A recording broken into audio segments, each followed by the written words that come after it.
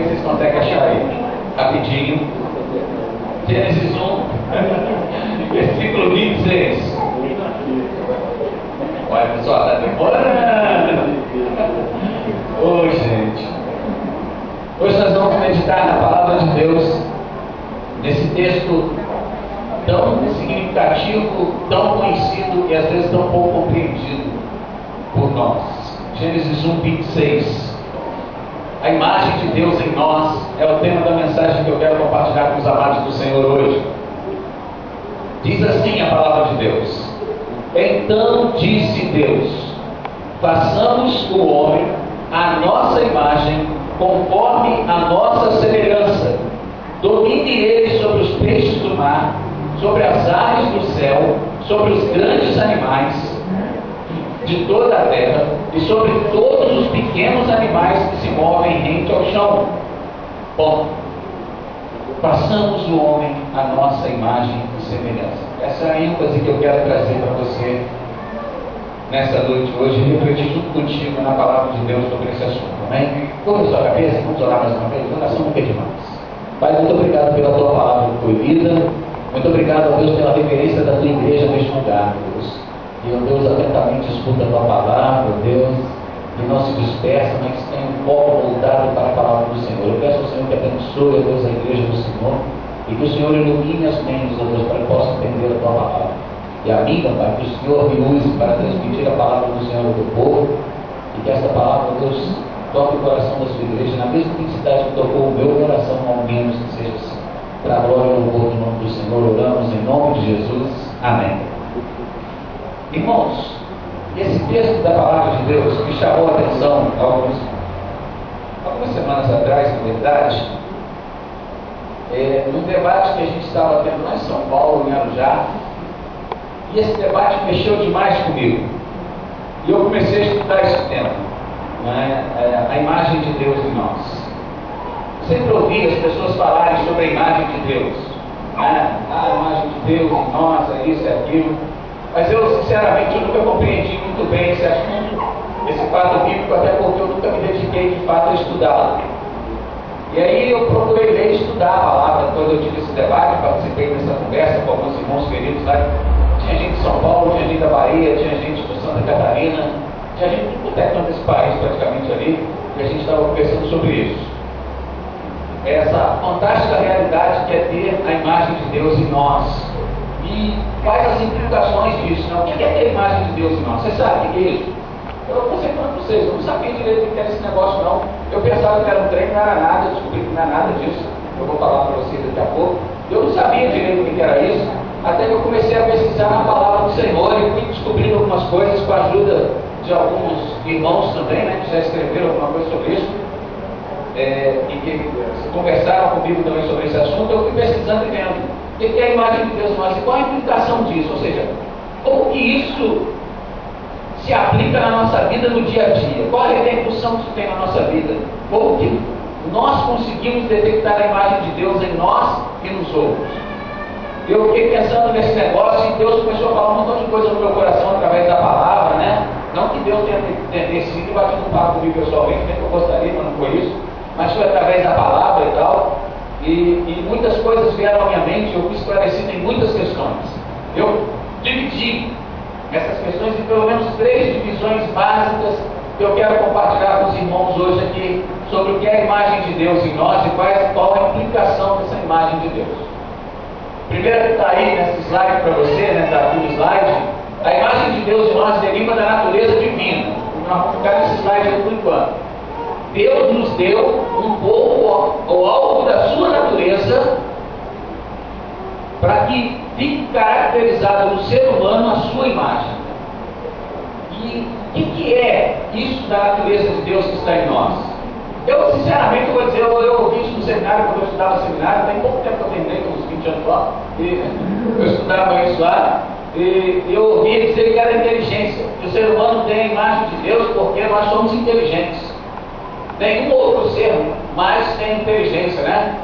O cavalo não é inteligente, o cachorro não é inteligente, a gente fala que é inteligente, mas não é, é instinto, né? E nenhum outro animal, nenhum outro ser tem inteligência. Mentira! Eu achava que era, até que eu comecei a pensar, mas eu pensando no que a palavra de Deus fala, eu posso até dizer mentira. Porque, na verdade, os anjos de Deus também são inteligentes e não têm a imagem de Deus. Nenhum anjo tem a imagem de Deus. A Bíblia diz que o diabo é inteligente. Paulo fala em Efésios 6,11 que o diabo prepara contra nós, contra mim, contra você, contra toda a humanidade, astutas ciladas. Astutas, bem planejadas, inteligentes. O diabo é um ser inteligente, mais do que qualquer um de nós, na verdade, porque ele tem poder de nos seduzir, nos enganar, e às vezes a gente nem percebe isso. Então os anjos são inteligentes, eles não têm imagem de Deus, muito menos os anjos caídos, como Satanás, não tem imagem de Deus. Então não é a inteligência que nos faz ter a imagem de Deus. O que é a imagem de Deus então, gente? Esse negócio que a gente fala que é a imagem de Deus. E aí eu, pensando e analisando, falei, puxa vida, que legal. O Senhor Jeová, né? A gente fala Deus, Deus não é um nome, Deus é um título. O nome dele é Jeová, né? O Senhor Jeová, o Deus Jeová. Ele compartilhou conosco a sua natureza, não apenas a sua inteligência. Os anjos têm inteligência, mas não têm a natureza de Deus, nós temos.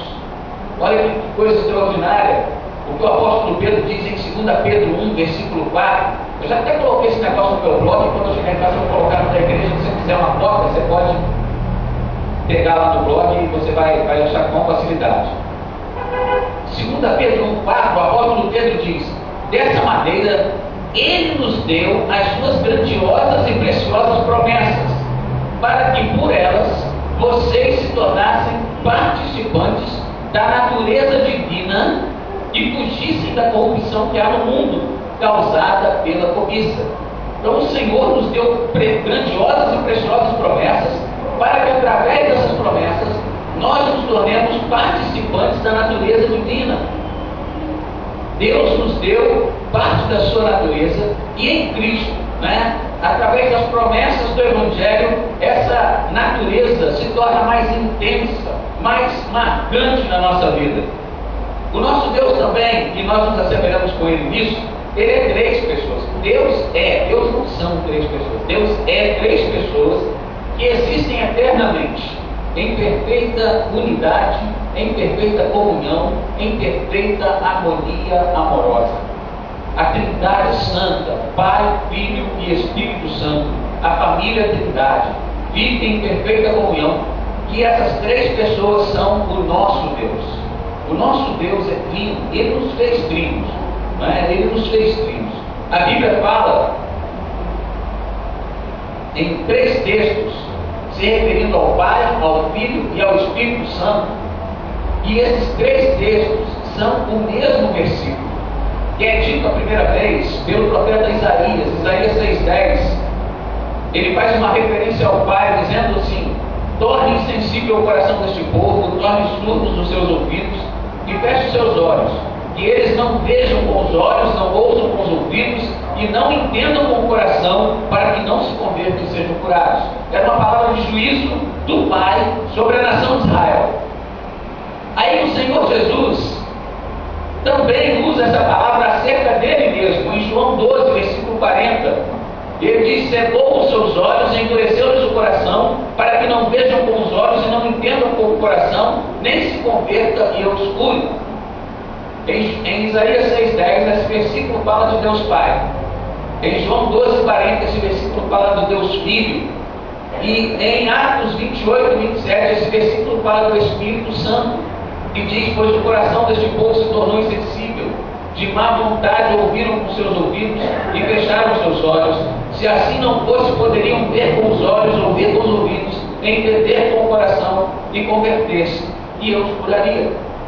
Ou seja, as três pessoas da Trindade vivem com um acordo, não há disputa entre eles, nenhum deles quer ser mais importante do que o outro. Pai, Filho e Espírito Santo vivem em comunhão perfeita, em amor perfeito, e eles estão perfeitamente unidos em uma só divindade. Não são três deuses, não é o Filho é um Deus, o Pai é outro Deus e o Espírito Santo é outro. Não, os três são um único Deus, o Deus Jeová, o Senhor do céu e da terra.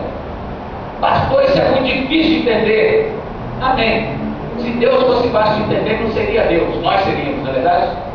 Se a gente pudesse explicar Deus, ele não seria Deus, se ele fosse tão simples a ponto de ser explicado pela natureza humana.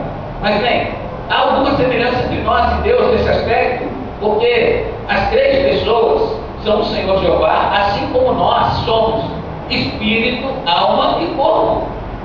E ninguém, quando te encontra na rua, fala assim: e aí, como vão vocês três? Ou fala: alguém já te cumprimentou assim na rua? Oi, Sarinha, como vão vocês três?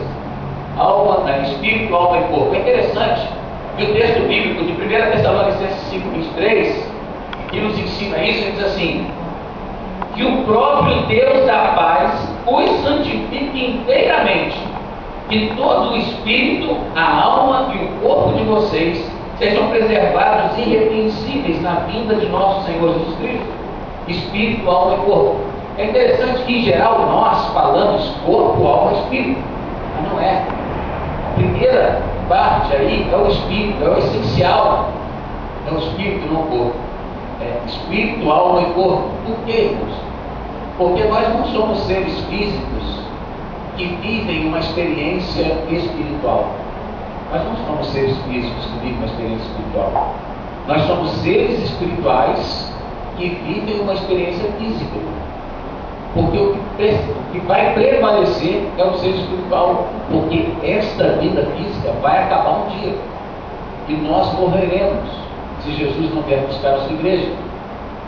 A experiência física passará, é o que caracteriza uma experiência. Ela é temporária. A experiência é algo que você vivenciou em algum tempo da sua vida. Mas nós somos essencialmente seres espirituais. E nós somos espírito, alma e corpo. Diz 1 Tessalonicenses 5:23. Assim como Deus é Pai, Filho e Espírito. Agora, qual é a parte mais importante de nós? O espírito, a alma e o corpo? Todas elas. Nenhuma é mais importante. Porque elas são interdependentes. Elas são interdependentes. Se nós não tivermos com as três partes unidas, o ser não está completo. O ser só é completo quando espírito, alma e corpo estão juntos.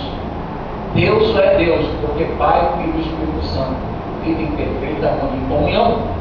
Mas não é essa a essência apenas da imagem de Deus em nós, vai além, transcende. A imagem de Deus em nós deriva dessa natureza divina, mas vai além de dentro de nós.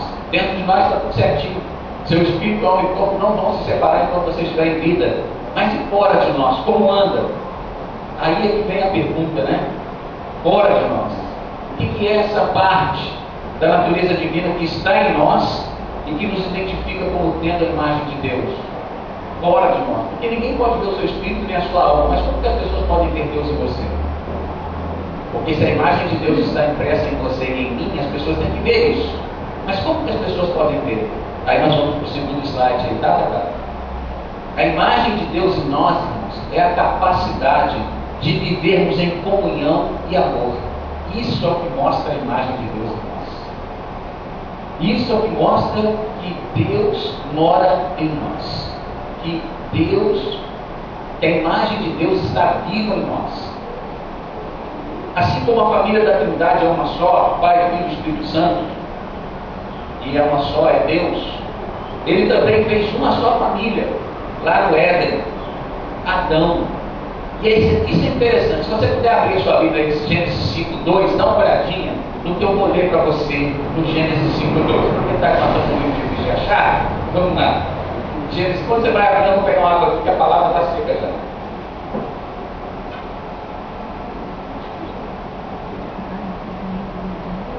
Gênesis 5, versículo 2.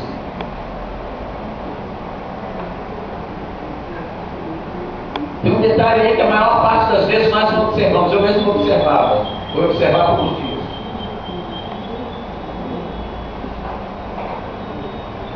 Diz assim a palavra do Senhor: homem e mulher os criou. Quando foram criados, Ele os abençoou e os chamou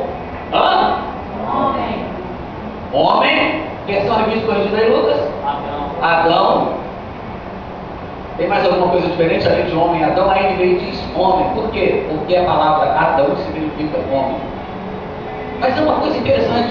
O Senhor chamou homem, mas quem que ele chamou homem? Homem e mulher os criou. Homem e mulher os criou quando foram criados. Ele os abençoou e os chamou Adão. Ou os chamou homem. Os dois receberam um único nome.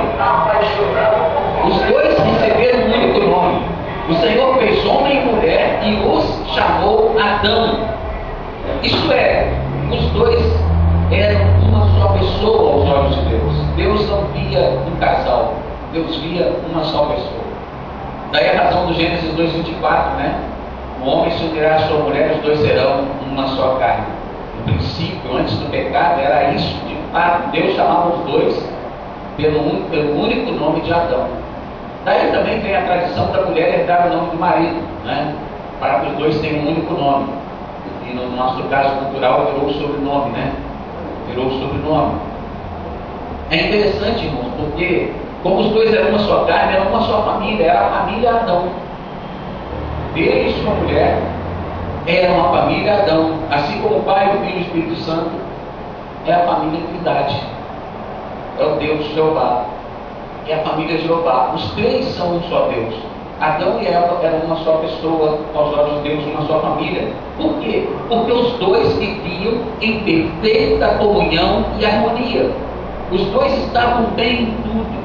Nenhum dos dois queria ser melhor do que o outro. Nenhum dos dois se declarava melhor do que o outro. Não tinha esse negócio do Adão dizer que a mulher dele ia tirar a carteira, porque a mulher só sabia botar fogão. Não tinha, porque isso é fruto do nosso pecado. E é uma piada engraçada, mas que deriva da nossa natureza pecaminosa. Essa disputa. Voltou agora há pouco tempo, né? Ou vai voltar, não sei, uma novela chamada Guerra dos Séculos, que passou há 300 anos atrás, agora está voltando. Cara, se tem um troço do capeta, para mim chama-se Guerra dos Séculos. Não é a novela não, é a Guerra dos Séculos. As mulheres e os homens ficaram disputando quem são, quem é melhor do que o outro. Quem é melhor do que o outro. Porque dizer que Deus foi incompetente em fazer um dos dois. Porque se um é melhor, o outro não foi bem feito. Se um é melhor, o outro não foi bem feito. É uma coisa diabólica, que a gente leva às vezes em tom de brincadeira, mas é aquilo que eu falei agora há pouco das frutas ciladas do diabo.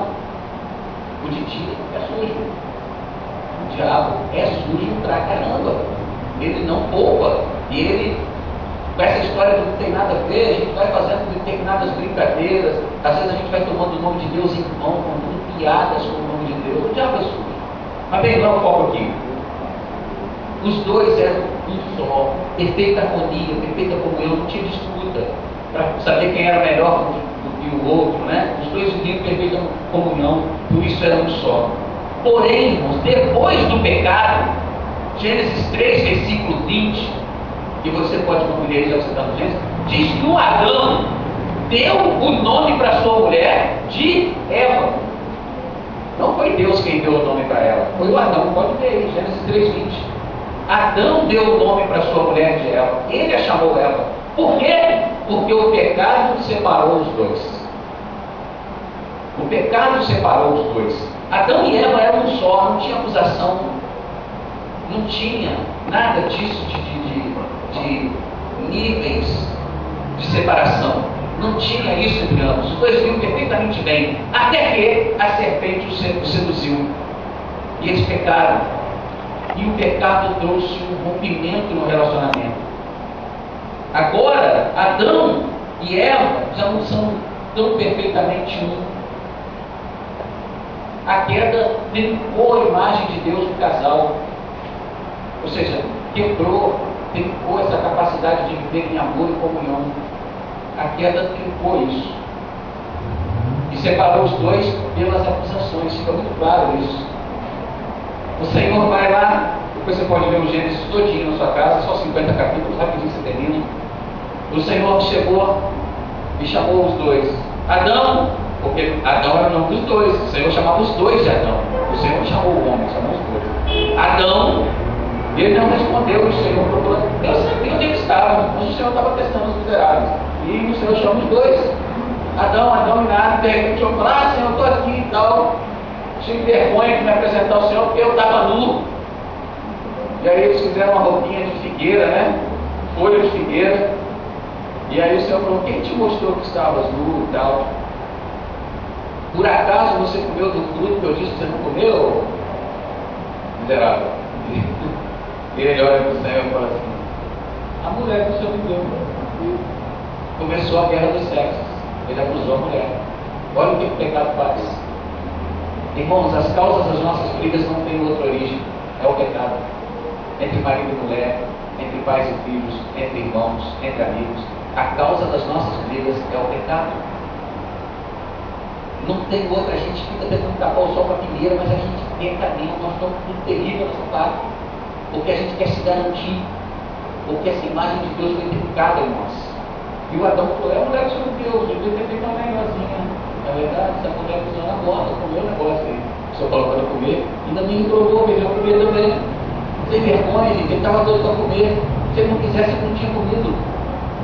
Mas o pecado faz isso, o pecado faz a gente apontar o defeito do outro. O nosso não. O nosso a gente não vê. Tem um videozinho no YouTube que gravaram aqui uma vez, colocaram, que eu preguei falando sobre isso. Que defeito, irmãos, é igual casca de feijão no dente. É nítido. Principalmente se for feijão preto. Meu irmão. Se for aquele marronzinho, dá para chamar, mas o feijão preto entrega mesmo, porque o dente é branco. Na verdade, quando você toma muito antibiótico, é amarelado que não tem problema. Mas ele é claro, né? Mas a casca de feijão entrega. Às vezes você está com feijão no centroavante aqui, ó, na frente, tá? Todo mundo de uniforme branco, o centroavante de uniforme preto, você não sabe. E aí você encontra, irmão, tudo bem, tá entrando, cara, olha, meu Deus, o que é isso, gente? O cascão de feijão não estourou o dente, não. Né? E você não viu o feijão no seu dente. Por que você não viu? Porque não dá para ver, cara. Agora, se tiver no dente do outro, você olha e vai cantar. Meu Deus, a cascão é uma verdade. Defeito é igual essa casca de feijão, filho, é nítido, mas no outro, você vê no dente do outro. No seu você não vê. Mesma coisa o defeito, a gente vê passinho o defeito dos outros. Mas para ver o nosso já é mais difícil. Para ver o nosso é mais difícil. Para ver a nossa casca de feijão no dente, a gente tem que olhar no espelho. Para ver o defeito também tem que olhar no espelho. Só que o espelho do nosso ser é a palavra de Deus.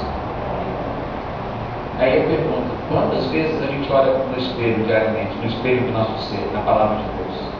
Quantas vezes você lê a Bíblia?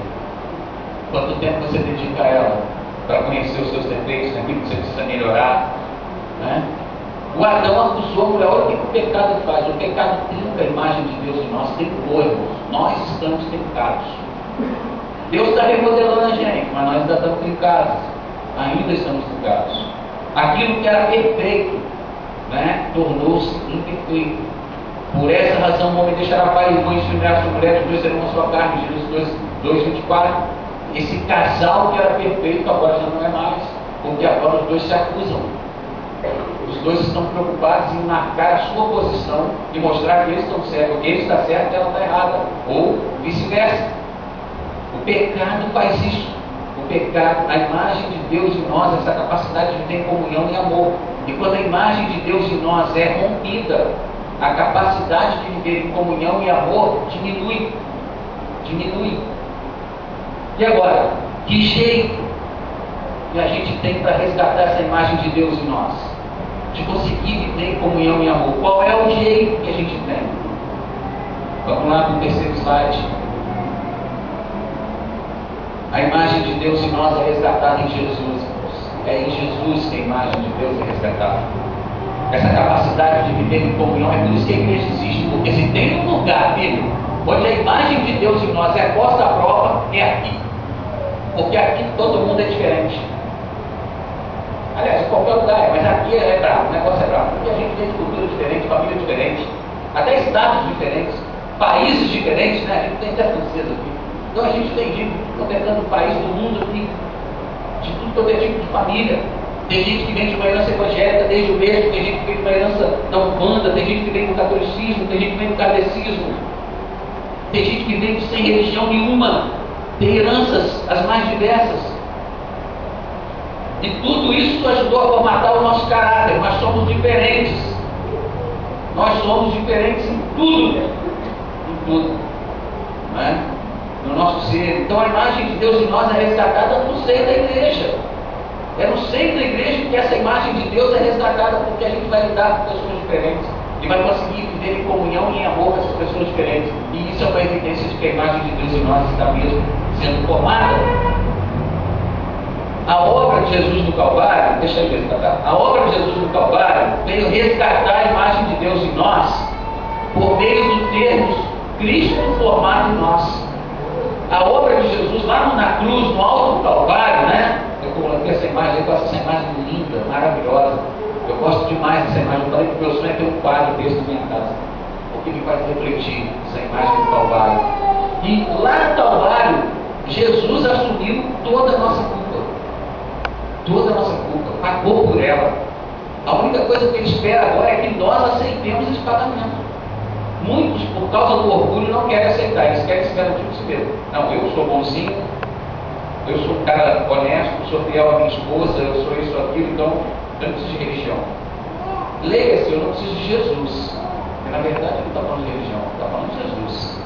Se a religião salvasse alguém, irmão, Jesus não precisava ter vindo a essa terra. Não precisava ter vindo, porque já tinha um monte quando ele veio a essa terra. Mas a pessoa não quer render-se a Jesus, não quer admitir que só Jesus pode pagar pela culpa dela e aceitar esse pagamento que Jesus fez na cruz. E a partir daquele dia, o Espírito Santo veio formar o caráter de Cristo em nós. O Espírito Santo está formando o caráter de Cristo em nós. O apóstolo Paulo, escrevendo aos Coríntios, segundo aos Coríntios 3,18, ele diz assim: e todos nós, que com a face descoberta contemplamos a glória do Senhor, segundo a sua imagem, estamos sendo transformados com glória cada vez maior, a qual vem do Senhor, que é o Espírito. Irmãos, olha que coisa, então, segundo a sua imagem, estamos sendo transformados com glória cada vez maior, segundo a imagem de Jesus. É a imagem de Jesus que está sendo impressa no nosso ser, que está nos transformando. Alguém postou uma coisa no Facebook esses dias, eu compartilhei lá com a turma, dizia assim: a religião te informa, o pecado te deforma, só Cristo te transforma. Eu achei fantástica essa expressão. A religião te informa, ela te dá informações. O pecado te deforma, né? Mas Cristo te transforma, Cristo me transforma. E é isso que Paulo está dizendo aqui. Nós estamos sendo transformados com glória cada vez maior à imagem de Jesus. Gradativamente nós vamos ficando mais parecidos com Jesus. Como, pastor? À medida que nós aumentamos a nossa comunhão com Ele e praticamos os seus ensinos e vivemos de acordo com a sua doutrina e vivemos de acordo com aquilo que a Escritura nos ensina sobre o que é ser discípulo de Jesus. Paulo fala aos Gálatas, capítulo 4, versículo 19: meus filhos, novamente eu estou sofrendo dores de parto por sua causa, até que Cristo seja formado em vocês. Cristo está sendo formado em nós, a nossa natureza está sendo transformada por causa de Jesus. Então, a única forma da imagem de Deus em nós ser resgatada é através de Jesus. Se não for através de Jesus, não será de nenhuma outra forma. É só através de Jesus, através de nós recebermos Jesus no nosso coração, como nosso Senhor de fato, como nosso Salvador de fato, porque as pessoas querem Jesus como seu Salvador, mas Ele não será o seu Salvador se Ele não for o seu Senhor. Ele tem que ser o seu Senhor também, o meu Senhor também, e nós temos que ser obedientes a Ele, fiéis a Ele em tudo, em toda a nossa maneira de viver. E Ele vai sendo formado em nós, em nosso caráter, em nossa personalidade. O que nos identifica como discípulos de Jesus, isso é maravilhoso. Como discípulos de Jesus e filhos de Deus, não é o fato de nós sermos inteligentes, é o fato de nós amarmos incondicionalmente. É isso que nos identifica como discípulos de Jesus. É o fato de nós amarmos sem colocar condições para isso. Não, se você parar de beber, eu vou te amar mais. Se você parar de usar drogas, eu vou te amar mais. Se você parar de prostituir, eu vou te amar mais. Isso não é o amor que Cristo ensinou para a igreja dele. A imagem de discípulo de Jesus, a imagem de Cristo formada em nós, é essa capacidade de amarmos incondicionalmente, sem colocar condição para as pessoas. Então, olha, irmão, quando você não mudar nisso, não dá para a gente andar junto. Isso não é a imagem de Deus em nós. Quando a gente começa a colocar condição para o irmão. Hoje o pastor da Igreja Batista de Barra Mansa me ligou pedindo para dar uma palestra lá na igreja dele, amigaço meu, César Tomé, e me pediu para dar uma palestra lá. Já pensou? Não, irmão, você é batista, eu sou pentecostal, não dá para a gente andar junto. É isso. Mas tem gente que faz isso. Não é a imagem de Cristo que está sendo formada nessa pessoa. Jesus não diz, olha, nisto saberão que vocês são meus discípulos, por seres muito inteligentes. Jesus não falou isso. Por seres muito estudiosos. Jesus não falou isso. Ele disse, nisto conhecerão que vocês são meus discípulos, se vocês amarem uns aos outros.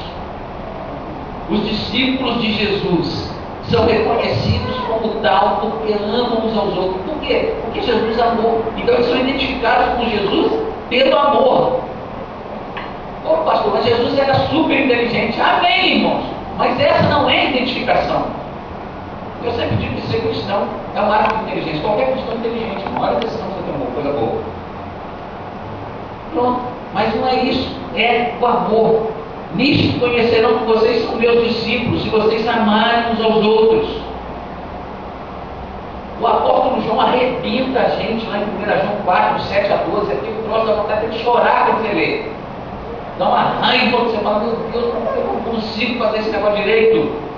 Ele diz assim, amados, amemos uns aos outros, pois o amor procede de Deus. Aquele que ama é nascido de Deus e conhece a Deus. Olha aí, quem não ama não conhece a Deus, porque Deus é amor. Foi assim que Deus manifestou o seu amor entre nós. Enviou o seu Filho unigênito ao mundo, para que pudéssemos viver por meio dele. Nisto consiste o amor. Não em que tenhamos amado a Deus, mas em que Ele nos amou e enviou o seu Filho como propiciação pelos nossos pecados. Amados, visto que Deus assim nos amou, nós também devemos amar uns aos outros. Ninguém jamais viu a Deus. Se amarmos uns aos outros, Deus permanece em nós e o seu amor está aperfeiçoado em nós. Como que Deus permanece em nós? Se amarmos uns aos outros. Se amarmos uns aos outros, Deus permanece em nós e o seu amor está aperfeiçoado em nós. É isso que nos identifica como sendo de Deus, como sendo filhos de Deus, como sendo geração santa, como sendo o povo de Deus. Então, irmãos, chegamos a uma conclusão interessante sobre isso que eu estou falando. Se nós temos dificuldades de amar, se nós temos dificuldades para perdoar, porque nós temos, né? E de aceitar as pessoas, ou o contrário, se nós temos facilidade de julgar, ou se nós temos facilidade de falar das pessoas pelas costas delas, é porque Cristo ainda não foi plenamente formado em nós. A dificuldade de amar, perdoar e aceitar o meu irmão, a facilidade de falar mal pelas costas ou de julgar o meu irmão, implica que Cristo ainda não foi plenamente formado em mim, de uma forma legal. Ainda falta muito para que Cristo seja formado em mim. Se eu estou praticando esse tipo de coisa, se eu estou tendo esse tipo de dificuldade, isso é sinal de que Cristo não está bem formado com as duas eras. Então eu preciso tomar cuidado com isso. Eu tenho que parar de julgar o meu irmão. Eu estava vendo um negócio esses dias, me chamou muita atenção, e dizia o seguinte: Deus nos conhece. Nós pensamos que conhecemos a Deus. E a única forma de saber que conhecemos a Deus é que a natureza de Deus é expressa nas nossas atitudes. A gente pensa que conhece a Deus, mas a gente não conhece a Deus. A gente conhece algumas coisas de Deus, mas conhecer a Deus a gente não conhece. Continuando, amar é um verbo. É interessante, já pensou nisso? Amar é um verbo. Então, se é um verbo, exige ação, né? Amar não é um sentimento subjetivo, é um verbo. E um verbo é uma ação. João diz em 1 João 3,18: Filhinhos, não amemos de palavra nem de boca, mas em ação e em verdade. Em ação e em verdade. Nós não amamos de palavras nem de boca, mas amamos em ação e em verdade. Dizemos que amamos as almas perdidas.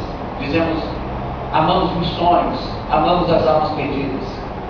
Então vamos ver as nossas ações. Só uma pergunta, reflita você e eu reflito sobre mim. dinheiro, quanto tempo e quanto tempo de oração nós dedicamos às almas perdidas? Só pensa, será que a gente ama mesmo? Será que as nossas ações demonstram que a gente ama as almas perdidas? Amamos missões, quanto de dinheiro, quanto de tempo e quanto de oração nós dedicamos ao missionário? Dizemos que amamos uns aos outros. A gente fala isso na igreja o tempo inteiro, né? Que nós amamos uns aos outros. E mais uma vez a pergunta é a mesma: quanto dinheiro, quanto tempo e quanta oração nós dedicamos uns aos outros? Porque às vezes o nosso irmão precisa do nosso dinheiro. E a gente está disposto a gastar dinheiro com o nosso irmão? Quanto dinheiro a gente investe no irmão? Se eu amo, irmãos, eu invisto nas pessoas que eu amo. Quanto tempo eu passo com o meu irmão? Eu tenho prazer de estar junto com os meus irmãos, de me reunir com eles. Amar é dedicar tempo às pessoas que amamos. Enquanto eu oro pelo meu irmão. A imagem de Deus formada em nós, resgatada por Jesus, se manifesta dessa forma. E para que isso fique muito claro, para que a gente entenda, tem um videozinho que eu trouxe, eu quero que você assista aí, não quiser tratar por favor, um videozinho aí, por favor. Não, Jesus. Preste atenção nesse vídeo.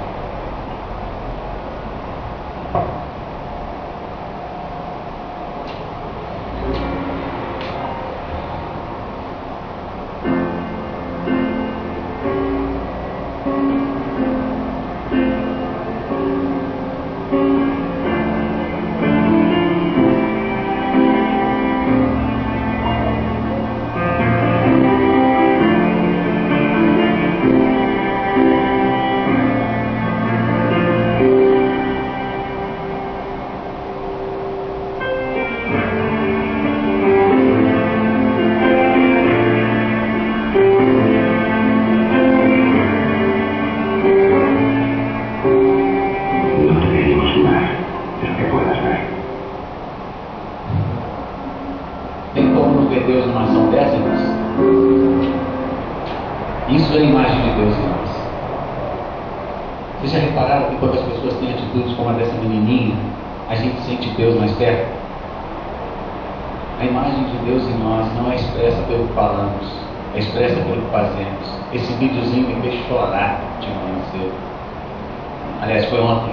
Esse videozinho me fez chorar.